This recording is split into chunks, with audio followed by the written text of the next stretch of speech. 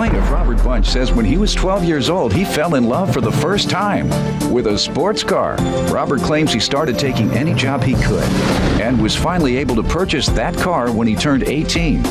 However, one morning he woke up and the car he loved was missing. And as it turns out, the defendant stole it and it got stuck in a ditch, so he's suing. Defendants Cody Hopkins and his mother, Michelle Lindsay, admit that Cody stole Robert's car, but he insists he only intended to take it for a joyride. Michelle says when she learned of her son's crime, she was so devastated that she threw him out of the house. And Cody says he spent 30 days in a juvenile detention center and paid his restitution, so he feels he's paid for his crime. Tell me what happened. When I was 12 years old, I fell in love. It wasn't with a female, it was with a car. It was a 1990 Nissan 300ZX. Well, it started off, I seen it. And when I was 12 years old, I started working. I would work splitting wood, landscaping, whatever I could get my hands on to try to build up to that car. And when I was 12 years old, I bought my first car for $200. It was an 82 Camaro. And me and my family were mechanics, and we replaced the transmission in that. And I resold it 6 months later for $300.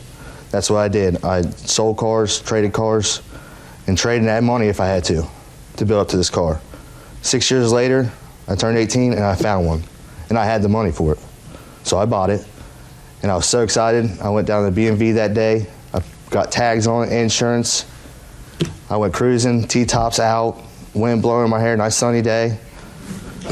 A week later, I met my wife. She noticed me because of the car. She fell in love with the car too. Yep. So no one fell in love with each other. Everybody's in love with the car. And I actually joined a club with 3 other Nissans just like it, and we would cruise around. Like, you ever seen Fast and Furious? Mm-hmm. That's what kind of car it is. Okay. I have a picture if you'd like to see. Which one? You said the Fast and Furious 1? Vin Diesel. Yeah. Mm-hmm. Yeah, I mean, there's cars. Wasn't Ludacris in there also? That's 2. That's 2? That's the one I saw. I'm a big fan of Ludacris. So that's and here's some pictures of the inside and stuff. That is sharp. There's snow on this one. Mm-hmm. Why didn't you cover it up in the winter? You still driving were you driving in the winter? Yeah, I was. Yeah, I drove during the winter. All right. I drove every chance I could. Mm-hmm. Should get a cover or something. I'll get you a second car, hoopty, to drive during the winter. All right, sharp car. Go ahead. Thank you.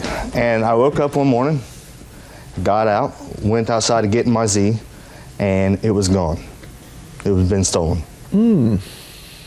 Well, come to find out, Cody is the man that stole it. How did you find out? I called the deputy when it was stolen, and later on that day, I went driving around with my wife, and I actually ran into Cody. In your car? No. Oh. No, my car is destroyed. But I ran. You stole it and destroyed it. Thank you, sir. You stole it and destroyed it? Well, yes. I thought he was going to cry. Oh, you thought he was going to cry. That's why you give the man tissue. Yeah, if someone steal the one you love, yeah, you usually cry. Let me hear some background from him. Young man, why don't you tell me about this? Well, sir, it all started last year, February. I was just driving around, it was late at night, it was me and my brother. We had passed Robbie's house. I had not known him prior to this. I seen the car out in the driveway. We pulled up to the car, and I had intentions of stealing the radio out of the car.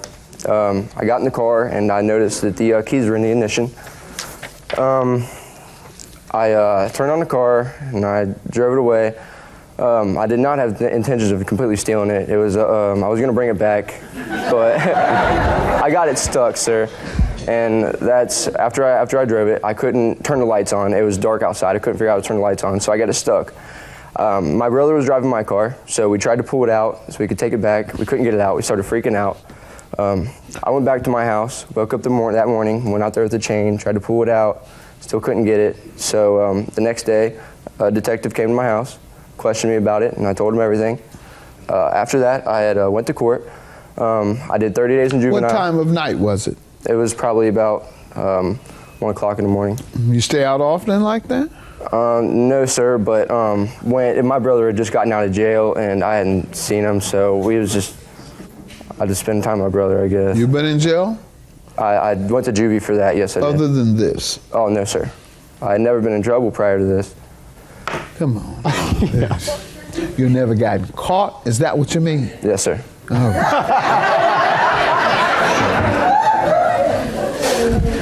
You gotta learn how to steal radios before you steal them. I do know that.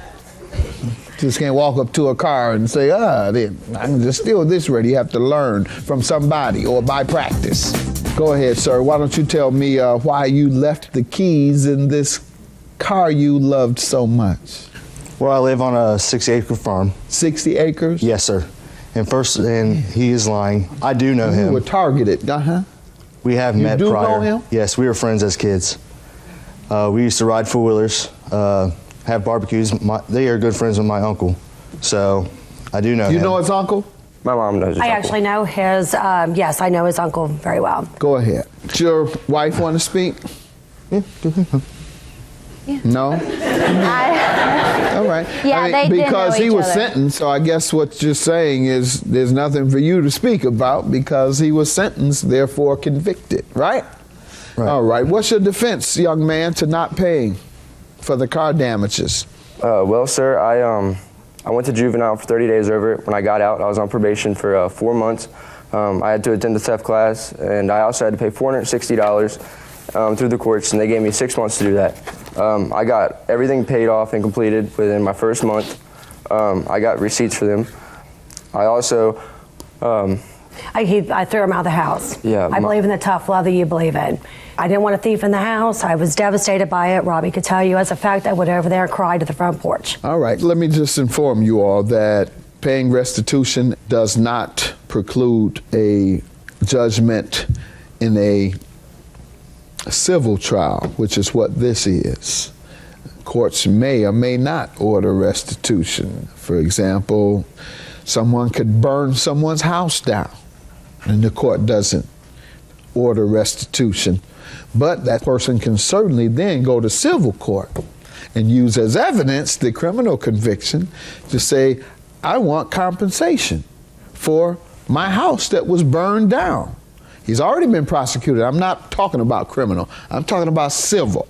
In this case, you were ordered to pay how much? $460. And you paid it? Yeah. All right, so let's subtract 460 from 3,000 because he's paid some. You've been compensated some of your money. $25.40. $25.40 is your judgment, sir. Have a good day. That's my judgment.